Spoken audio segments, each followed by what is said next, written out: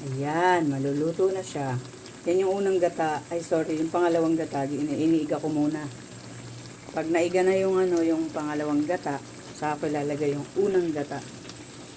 Ito yung unang gata, oh. Ayan. Mamaya ko ilagay pagka igang-iga na siya. Kasi marami pa yung tubig ko yan. Ayan, sarap na niya nga eh. Hindi pa nga tapos yung isang gata, masarap na. Paano pag nilagay ko pa yung isang gata? Teka, sarap niyan. Nilagyan ko pa yan ng sili.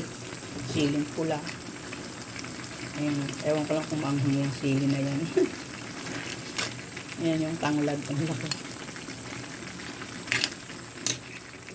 Kailangan iga muna yung Iga muna yung yung pangalawang gata.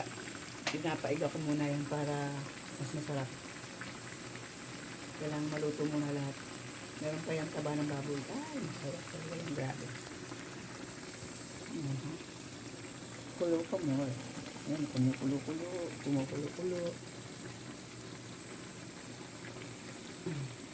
Wala akong yung shrimp cube.